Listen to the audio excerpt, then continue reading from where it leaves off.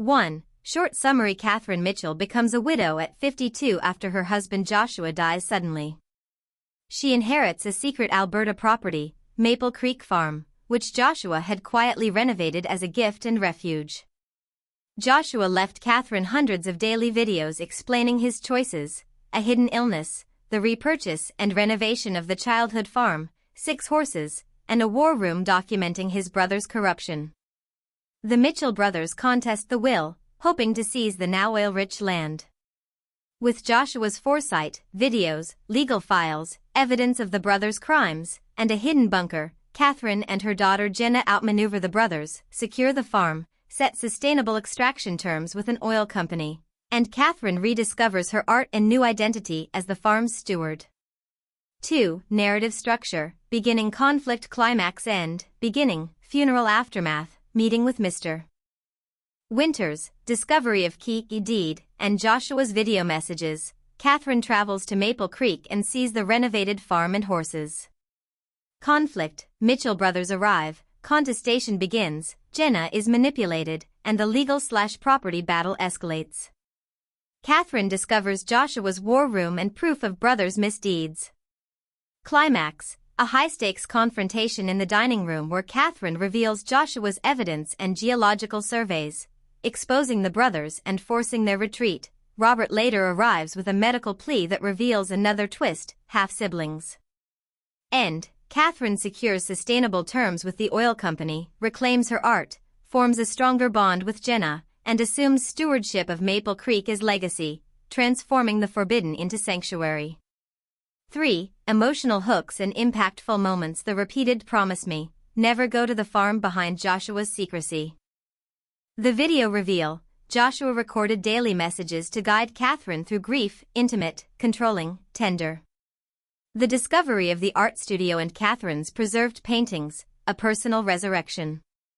The hidden bunker, war room, and Joshua's meticulous evidence, the genius/strategist husband she never fully knew.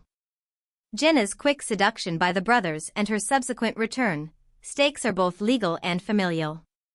The dining room reveal: projection of geological maps and corruption files, cinematic payoff. The sealed letter and the medical donor gambit, moral complexity, empathy versus entitlement. For elements that make the story viral or relatable: universal themes, grief, secrets in marriage, family betrayal, the truth behind who we think we know. Social media ready beats, secret video diary, dramatic legal reveal, cinematic estate, horses and art. A strong emotional transformation arc for a midlife female protagonist, underrepresented and resonant. A satisfying procedural intelligence, puzzle solving, strategy, and courtroom/PR victory. 5. Weak points: lengthy exposition in places. The script relays many plot points via extended narration, which can slow pacing. Repetition of the same revelations, e.g., multiple explanations of Joshua's motives. Some scenes lean on convenience, every contingency covered perfectly by Joshua, which risks reducing tension. The brothers' characterization is broad, shifting quickly from thuggish to repentant, shades of gray could be deeper. The medical/donor twist borders on melodrama and can seem manipulative if not handled with nuance. 6. Suggestions for improvement: tighten exposition, show more through visual beats and fewer monologues, let the videos be intercut rather than static playback. Heighten vulnerability, give Catherine moments of real doubt or near failure before triumph to increase stakes. Humanize the brothers where possible, small micro moments showing why they became who they are, not to redeem, but to deepen conflict. Rebalance the perfect contingency problem, introduce at least one plan that fails or surprises Catherine to maintain unpredictability. Soften the donor twist, make it ethically challenging and focus on Catherine's internal moral calculus to avoid sensationalism. Visual motifs, keys, maple leaves, horses in motion, and a recurring painting motif that doubles as memory/legacy. 7. Ideal target audience: adults 30 to 65, especially women who enjoy emotional dramas, literary domestic thrillers, and character-driven short films. Think mix of The Farewell, Manchester by the Sea, and The Secret Garden with an adult, strategic twist. also appealing to viewers who like smart, procedural victories, legal/strategic stories, and cinematic setting-driven narratives. Now, the rewrite. Each section that follows is written as a cinematic 500-word piece and keeps the emotional heart while sharpening drama, pacing, and imagery. Section 1, New Story Beginning, almost equals 500 words. Catherine did not expect a key to change the shape of her grief, but it did. The brass was warm from Mr. Winter's palm, a maple leaf dangling like something from another life. Joshua had been tidy in death the way he'd been in life, precise handwriting, a deed notarized, taxes prepaid. Maple Creek Farm, he had written, not an estate, she'd thought at first, but the word felt like a promise and a wound. Outside, October leaned into winter, the city smelled of damp leather and the salt of the river. Inside the lawyer's office, sunlight fell in a respectable rectangle on polished wood. Catherine turned the heavy key with fingers that still shook from funeral candles and small, domestic conversations, the kind that had once set the whole of her life in motion. 24 years of marriage compressed into this object and an envelope that smelled faintly of tobacco and lemon soap, Joshua's scent. He had always been cautious. He had always held parts of himself at a distance, not cruelly, but with a reserve Catherine had respected, sometimes grudgingly. Yet this secret property in Alberta, belonged to another category. Joshua never owned anything without her knowing. He'd been an engineer who loved lists, spreadsheets, and the tidy logic of a solved problem. He was not the kind of man who hid a farm. She promised she would go, though the words had scraped her throat. Just once, his letter said. She would go not for the property, not yet, but to see what corner of his life he had kept shuttered. If grief had a choreography, this was a step she had not learned, to move into the spaces he had vacated and find out who he had been when she had not been looking. The drive north felt like traversing a memory-made geography. Highway surrendered to two-lane roads, and the maples that lined the route had already turned gold, leaves catching wind and spinning like coins. When the gate unfolded before her, wrought iron curled and welcoming, Maple Creek looked like a place someone had loved into order. Rolling acres, a farmhouse that read as stubborn and gentle at once, a wide porch where a rocking chair might have been left waiting. Catherine paused at the threshold. The key turned with a softness that felt, impossibly, like permission. Inside, the house breathed. Light poured through tall windows and found dust in moats that traced an invisible choreography. If the exterior promised home, the interior promised revelation. Walls hung with equine paintings, polished boots by the door, a studio door at the end of a sunlit hall. Horses, painted, sculpted, frozen in motion, stared back at her as though to say, "We were part of him." Her first breath inside the house was both welcome and foreign. The smell of oil paint mingled with cedar and a faint trace of antiseptic, hospital in the margins. On the desk, a laptop slept beneath a single red rose. When she opened it, Joshua leaned forward from the screen as if from across a table. "Hello, Kat," he said. That crooked smile, so familiar it hurt, was the first true sound of him she'd heard since the funeral. He had recorded this, all of this, not for the press or the lawyers, but for her, a map and voice and image that would guide her through the year his absence would shape. The house beyond the threshold waited, full of rooms he had rebuilt, histories he'd reconciled, and in one corner of the foyer, a photograph of a boy with a horse that looked as if it could run right out of the frame. Catherine felt, for the first time since the funeral, the prickling line of curiosity become resolve. He'd asked her to come. She had come. Now she would learn why he had asked her to keep that single promise for so many years. Section 2, Build Up, almost equals 500 words. Joshua's voice on the laptop was both confession and choreography, an arranged intimacy that unspooled over hours and then days. He had prepared herself for her own grief, not in the abstract, but in small, administrable units, 2-minute clips labeled with dates, instructions for passwords, and gentle admonitions. Watch this when you can't sleep. Watch this when you feel angry. Watch this when Jenna calls. Each recording was a hand extended backward across the thing that had closed forever. The Mitchell brothers arrived the day after Catherine found the videos, not as mourners but as claimants. They moved across the farmhouse like men who had only recently remembered this land belonged to them, men who flung entitlement into the air and watched it land in tidy piles. The eldest, Robert, wore authority like a coat that had never been fashionably wrong. Alan came with the legal wit of one who learned argument before empathy. David hovered as an observer, a man who could be silent and still spoken for. They were all shock and polite menace. They did not come for comfort. They came for division, assets, mineral rights, quick equations for dollars and percentages. Their voices pressed like thumbs into soft clay. "We simply want what's right," they said in a chorus that smelled faintly of accounting firms and reused lines. Catherine felt the old domestic scaffolding of her life lean, and for a time, because truth is often slow, she nearly tilted with it. Jenna, gullible with grief and hungry for connection, listened to them with the fresh hunger of someone newly unmoored. But Joshua had not left her empty-handed. In a hidden room below the barn, an ordinary barn facade concealing extraordinary intent, Ellis had shown her what the word prepared could mean. A concrete bunker with maps tacked to the walls, legal files stacked like bricks, and a series of folders labeled not with hope but with fact, tax records, notarized deeds, sworn affidavits, and a survey of the land that drew veins of oil like the red lines on a geologist's map. Joshua had been methodical in life and meticulous in death. Ellis, who smelled of leather and honest labor, was a steady guide. He had once been the one man Joshua trusted to care for what mattered. He knew both the cadence of the horses and the cadence of a plan. He didn't just buy back what was broken, Ellis told Catherine quietly as wind pushed cold air through the barn skylights. He made sure you could keep it. The war room felt less like a bunker and more like a library of proof, every slander countered, every lie premised by paper that would not combust under pressure.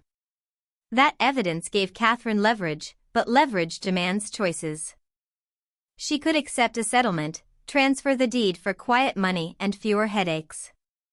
Or she could stand and litigate, become something she hadn't imagined being, a strategist in a suit, an unwilling general in a case of family war. In private, she watched Joshua's videos where he spoke directly to her anger as if reading a page of emotion he had once loved. He had hidden his illness from them to spare pity. He had hidden the farm to spare their last years from bitterness. Love had become secrecy.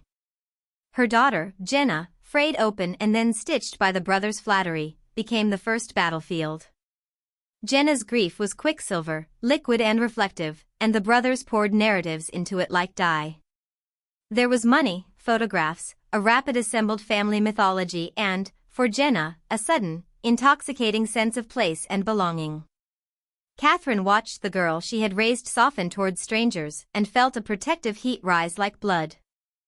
The legal impasse that followed the brothers' initial demand became theater. Catherine practiced being both wounded and formidable. She rehearsed a voice as clear as a bell, not victim, not villain, but custodian. Joshua's videos provided not only evidence but tone, reminders that the farm was a gift and a test. The secret rooms taught her that revelation could be a weapon if deployed with precision. The horses watched from their stalls, silent, patient, as if they too were witnesses to a calculus of love. As evening fell on Maple Creek, the lights in the great room came up and the kitchen clock ticked like a metronome. Plan, respond, wait. And so the slow game began. Words would be traded like currency. Old wounds would be reopened.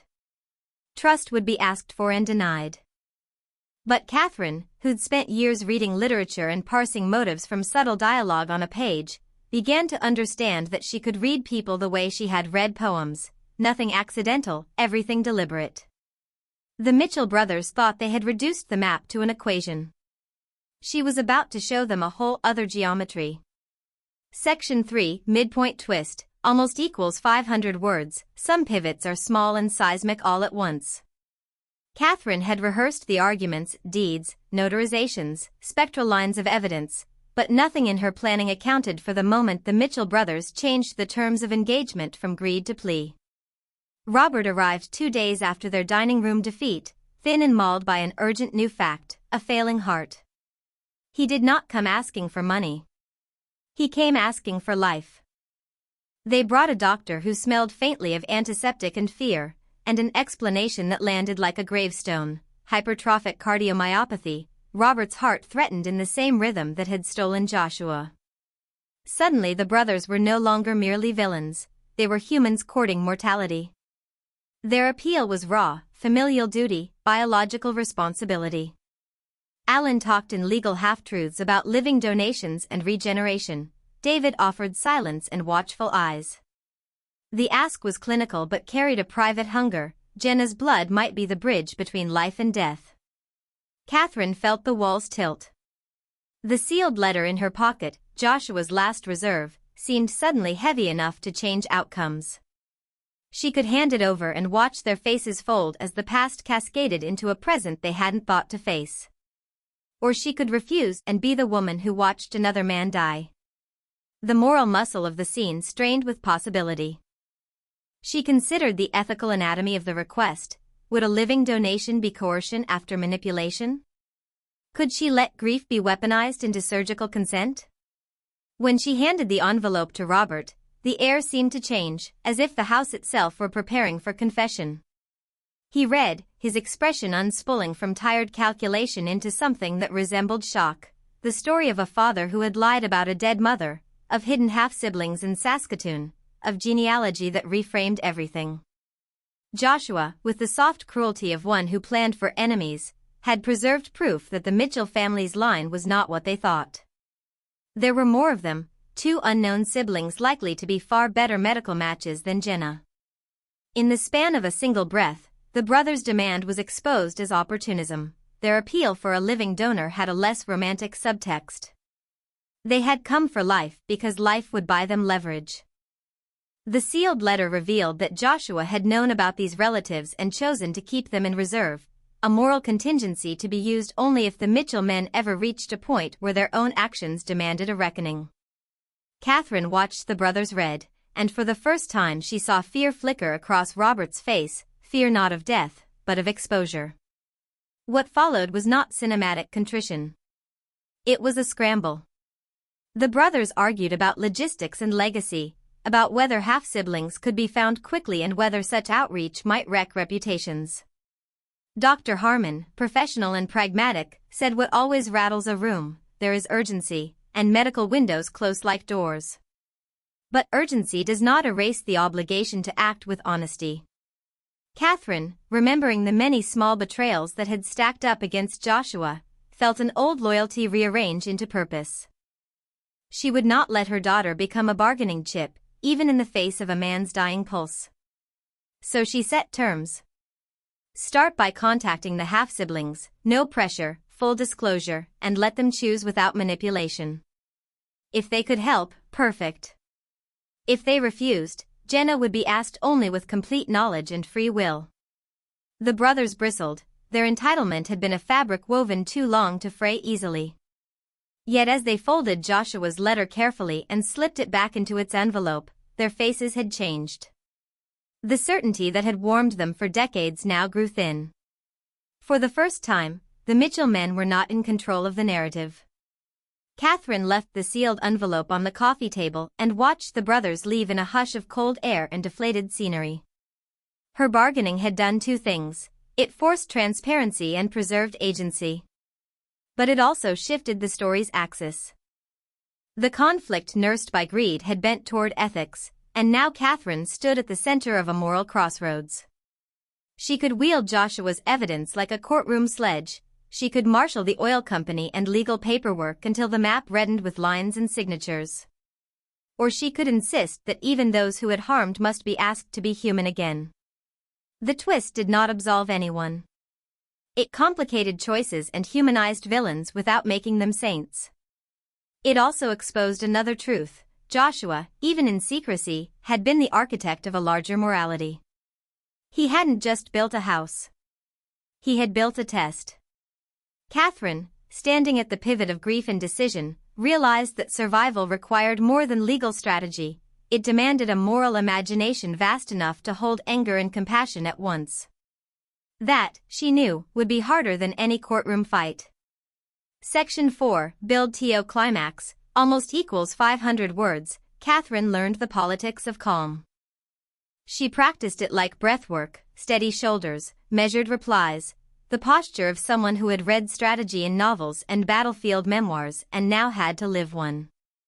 Over the next 48 hours she assembled players the way Joshua had assembled plans, an attorney with a taste for precise counters, industry representatives who respected measured terms, and Jenna, who had shifted from raw grief to tactical ally. Together they would present a front that said, simply, not on our watch.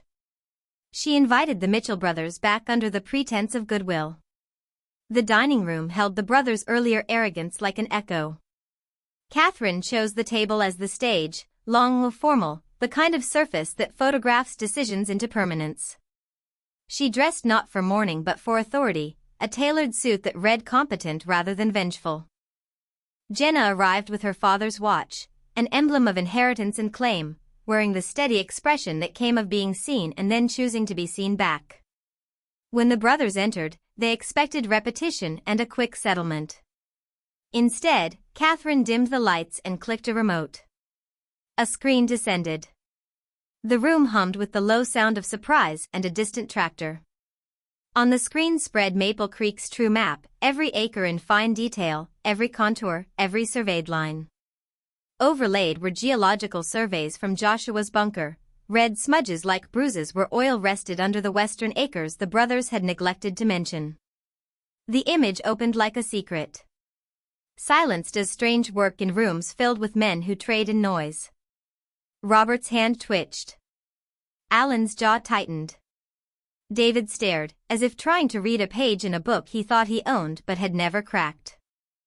Catherine walked them through the evidence with the calm of someone reading aloud from a text she both loved and feared. She had the company of Thomas Reeves, an oil executive with no appetite for drama but a keen eye for opportunity, seated with her attorney.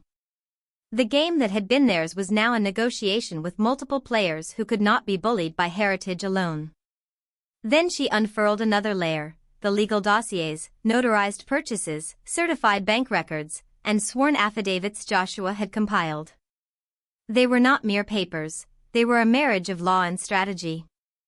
Joshua's careful handwriting appeared on every page, not as a ghost but as authorial proof that he had thought 3 steps beyond their greed.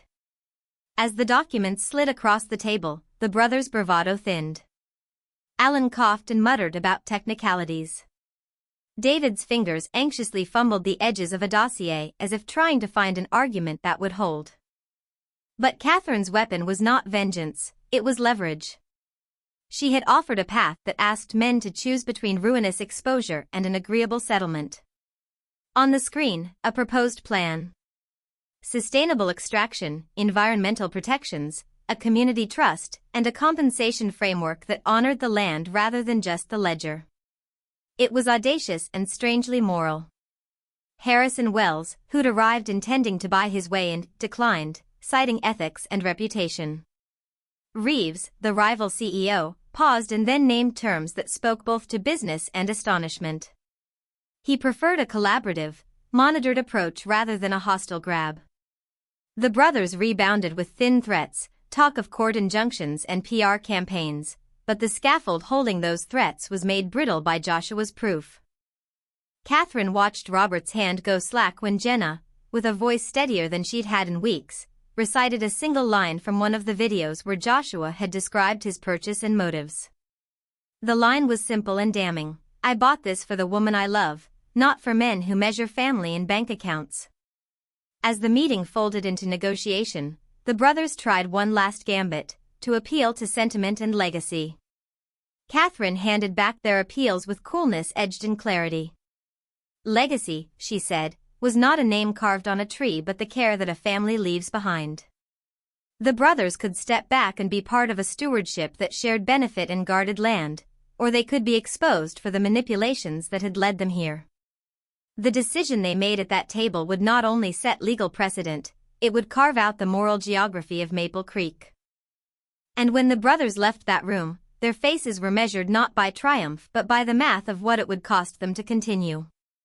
For the first time, Catherine felt the vertigo of victory, relief mingled with a new, unsettling responsibility. The fight to keep what Joshua built was nearly won. The much harder work of deciding what to be with it had only just begun. Section 5. A climax, almost equals 500 words. The climax arrived not with a courtroom gavel but in the quiet, bone-deep hour when decisions live or die.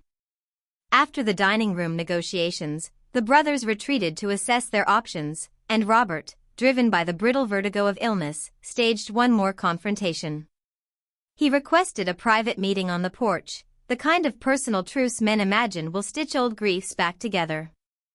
Catherine agreed, not out of trust, but because she had learned the value of being seen where others wished you unseen. Robert's voice trembled and then steadied, a man stripped of bluster and reduced to need. He asked for the final thing greed could not fabricate: time. "My condition is deteriorating," he confessed. He spoke not as a defendant but as a man who had been undone by the mechanics of his own life. The ask was precise and terrible: test Jenna for compatibility with the hope of a living donation.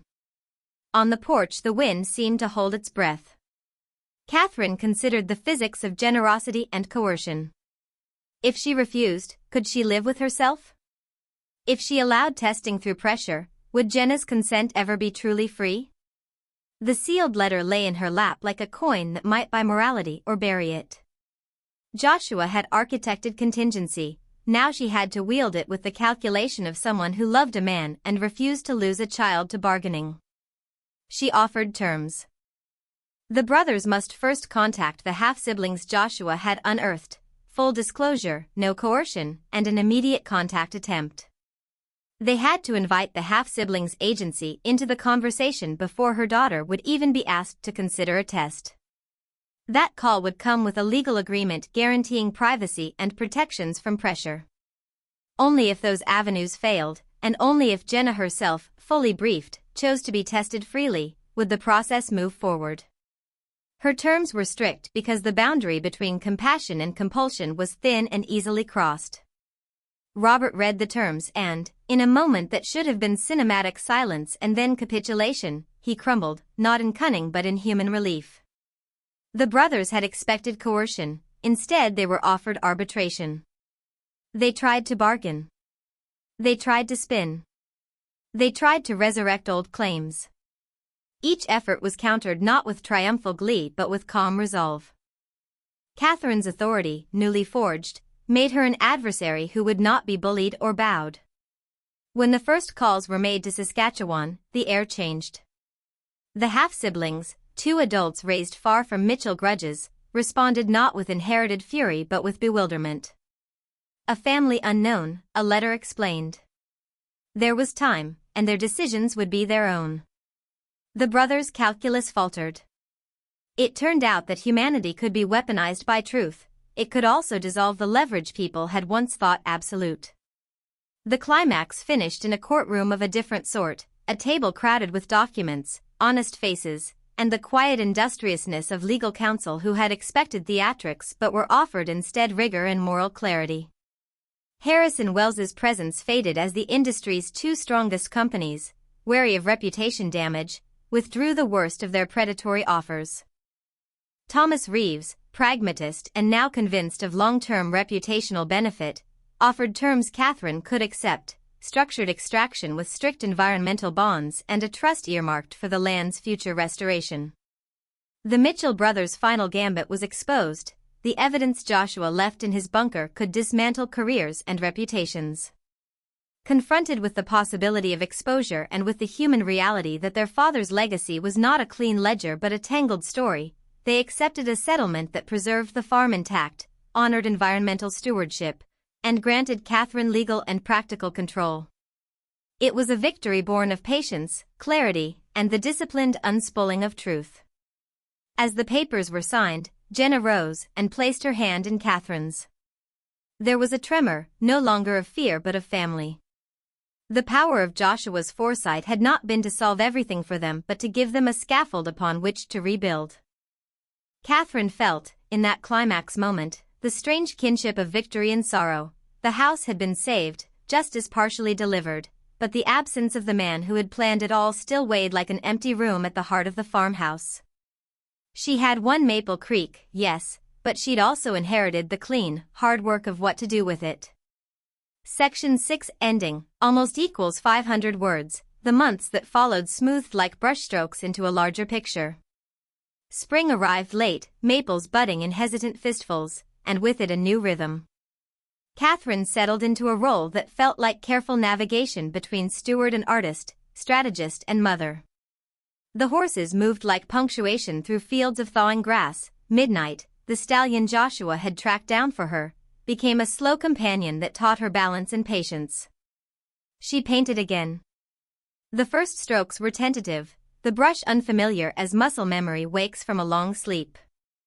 But the studio's northern light was honest and clear. Joshua had left cameras but no prescriptions. He had given the tools, but the choices were hers.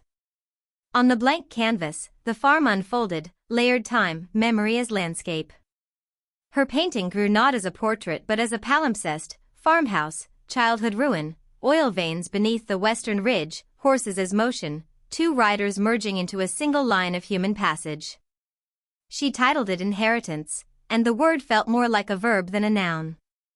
Jenna stayed through the season more often than her job allowed. They kept rituals, the morning videos Joshua left, breakfast with coffee, late afternoons in the studio where they'd watch the light revise the same field into 30 different colors. The videos themselves shrank from daily instruction to occasional benediction. Joshua's voice, once the main architecture of Catherine's decisions, became a weathered map they consulted instead of an atlas that directed every step. The Mitchell brothers remained in the landscape like weather, present in season, stormy in moments, but no longer the centripetal force of their lives. They complied with the settlement and their own reputational guardrails. Sometimes Catherine would see Robert drive past the gate, a man growing thinner from medicine and contrition, and sometimes she wondered at what part of love turns someone into a cautionary tale. She never offered him forgiveness as a currency. She offered restraint and the steadiness of someone who would not let grief be traded for profit. Agriculture, stewardship, and the slow calculus of responsible extraction progressed with a patience that surprised her.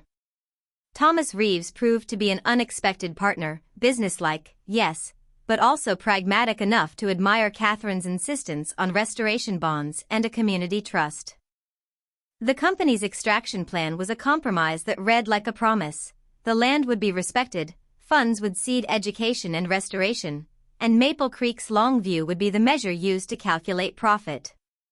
One evening, when the harvest moon hung fat over the western ridge and the horses cast long silhouettes across the fields, Catherine stood on the porch with a glass of tea and watched Jenna ride Midnight slowly along the boundary. The painting, her painting, hung in the great room now, a layered portrait that visitors lingered before as if it contained weather. People who came to the farm did not come merely to see oil rights or equine stock, they came to see the coherence of a life reassembled. In quiet moments she returned to the bunker, not for strategy now but for curiosity. Joshua's files remained taped in the same order, the letters he'd sealed returned to an archive.